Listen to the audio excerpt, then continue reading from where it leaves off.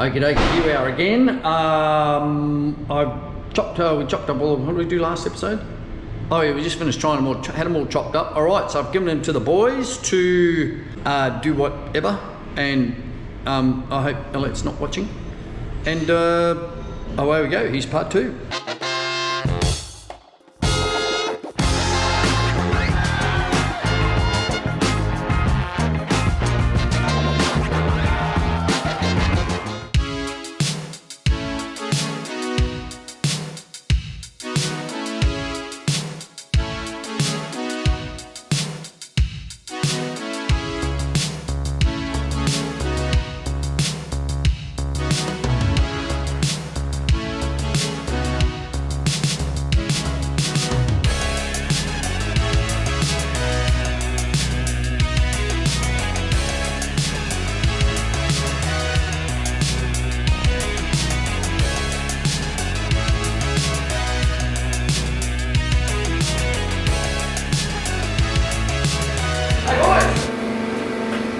Somebody to do a bit of sanding and polishing for me.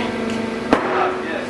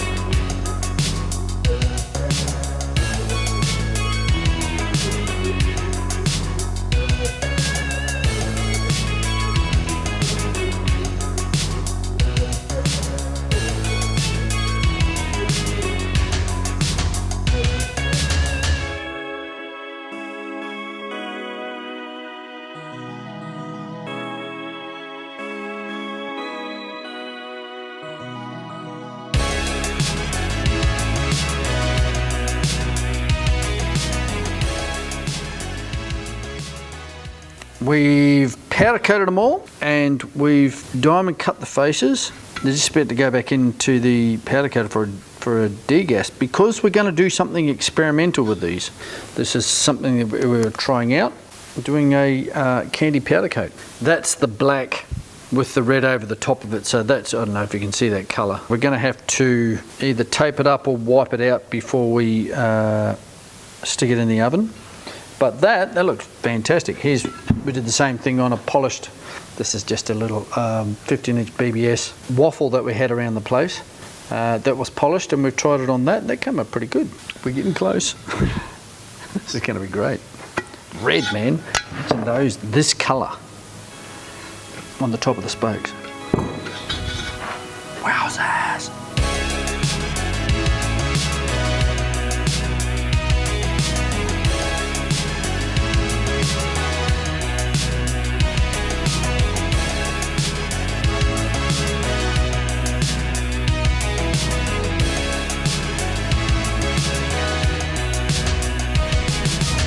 Alright, so it's the next day. Let's have a look how they came out. Not bad. I'll hand it to one of the other boys to clear the lips now.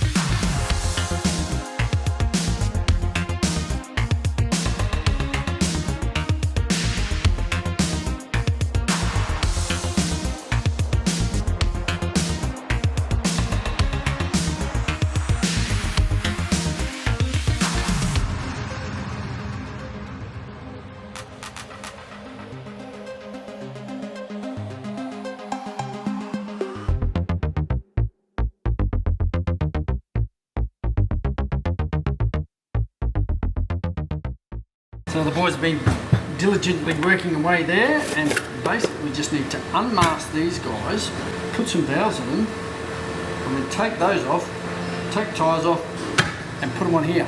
We have the caps here too. They probably need a little bit of a clean up. Nearly 40 years old. ABS by the sound of it. Acrylonitrile butadiene styrene. So don't try to clean it with anything like carburetor cleaner or brake cleaner, because it will just melt the plastic. If they're polyprop, they'd be fine, but they're not. One of the boys, Steve actually, I think had the idea, or was it Andy, of putting red in the logo here.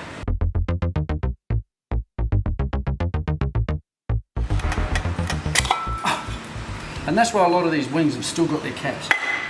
So a shit of them to take off. 12, 24, 36, 48. There's the washers. There's the bolts.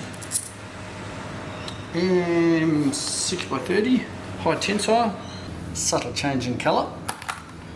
I mean, this is experimental stuff, so we experiment on ourselves, and then if we die, we don't sell it to the general public. First time we've actually tried this out, and we put clear on the lips as well. So I've got some little lines here. I think what that is the adhesive from the tape where we peeled it off. That we've been sort of cleaning it off with alcohol, but I'm getting low on whiskey. No, we use an IPA cleaner, isopropyl alcohol, which is still pretty nice with a bit of orange juice. It doesn't really melt wax though, so I think we either clean them with the wax and grease and then use the isopropyl to get the residue of the wax and grease off, or we find something like actually I know what we can use. We've got a product that we use on the plastic side for cleaning dyes. It cleans everything off and it doesn't leave any residue, so that might be the go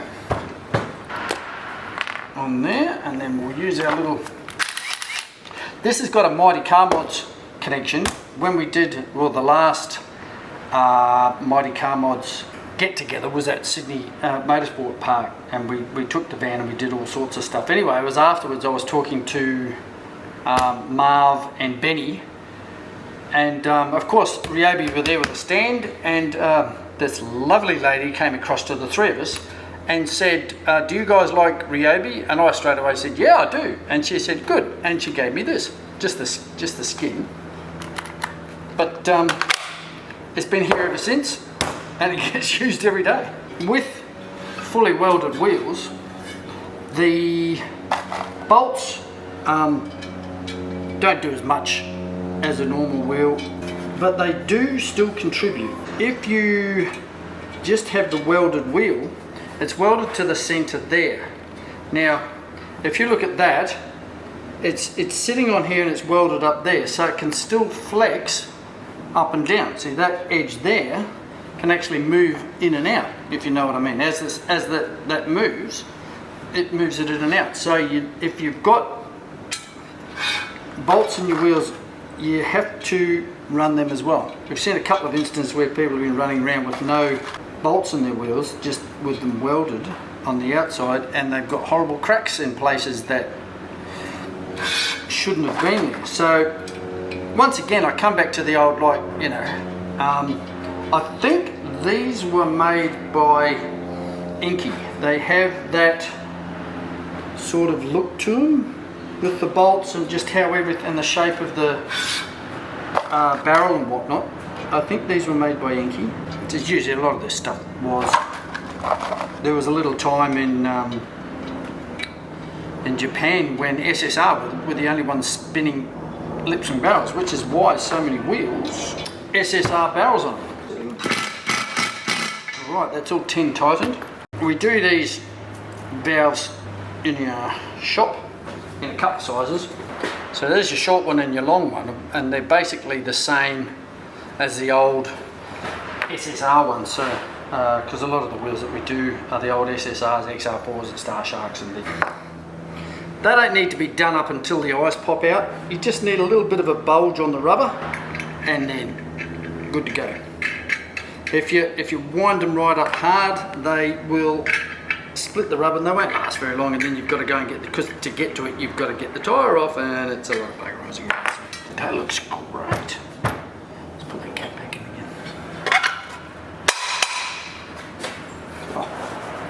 welded and non-welded wheels. Okay, so like SSR and Enki and Work, what have you, are not idiots. So do you not think that if they could build a wheel without having to weld it and just have the bolts, you think that, of course they do that, they could sell the wheel for the same price and their production costs would go down, so they'd make more money per wheel. And by the same token, bolts. Do you think that they, you know, if they could run a wheel without bolts in it, you know, they could just run a flat, you know, just have it welded together, Bob's your uncle. If they could do that, don't you think they would? Of course they would. Again, like cheaper production costs, sell the wheel for the same price and make more money. High tensile, not bloody stainless. Not stainless on wheels that are being held together with the bolts. If they're welded, it's not too bad. It stops that flange from twisting. It's got a screw in it.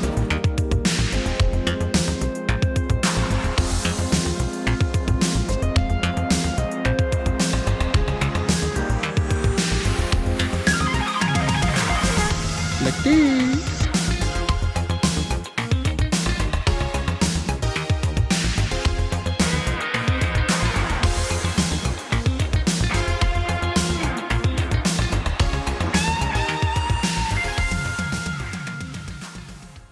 Keeping the corporate colours, see? Red and red. And this is why I have grubby knees when I come home, Monica.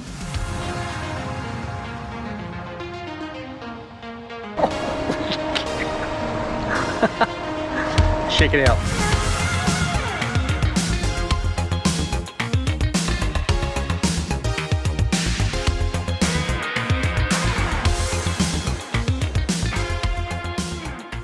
So the final sizes are 14 by 9 minus a fair bit and 14 by 9.5 minus awesome. Look at it. That's freaking awesome. I'm in love all over again. Holy cow. Things always don't go entirely as planned, so in my rush to get it all done and wheels on the car yesterday, I didn't seal them. I thought, you know, we'll just smash them on, should be all right, no problem. So this morning I came in and... Okay, so we've popped the wheel off and given it the soapy water treatment, and looky. They've got a leak there, another one here, one over here, one here. It seems to be on the end of the spokes here, but not all here. It's going to town. So we're actually going to have to take tyre off, back off, and seal it like we should have done in the first place. This is why even welded wheels need a seal. I mean, that mightn't be coming like from, it might be a little pinhole in the weld over here and it's just running around inside, and that's just where it's coming out. They all need to be welded up. We've done pretty well considering we didn't seal any of them, and we've only got one that's gone down. Means I've got to take the tiles off all of them, really, doesn't it? All right. All in the pursuit of entertainment, folks.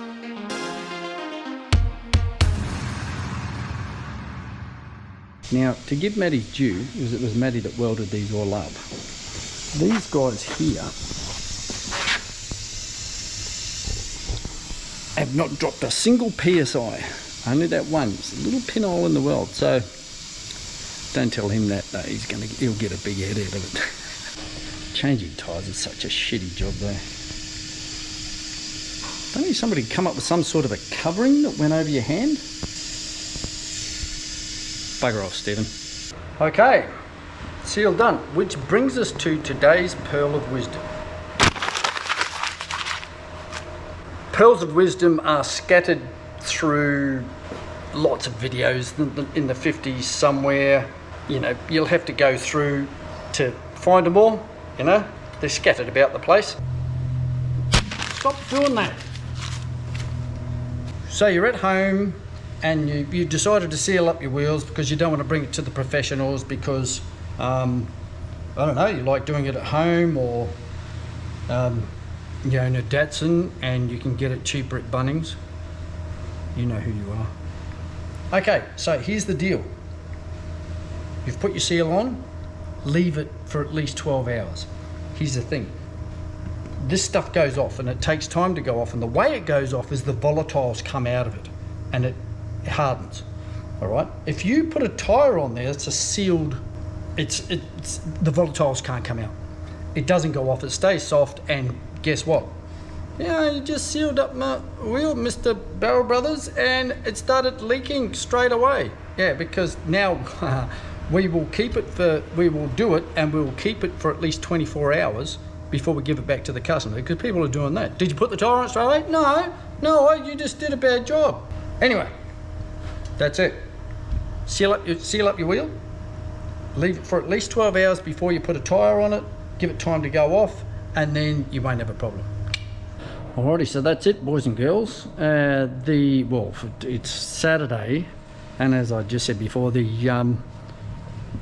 seal needs to go off for at least 12 hours, and so these are all sitting here diligently next to the tire machine, ready to get done, and the car is sitting down there on Jackson blocks. And I'm going to go home, and I'm not going to come in Sunday to do those because it's Sunday. Thanks very much for watching. If you've come right through, this has been a bit of an epic episode. Yeah, thanks for watching. See you next time.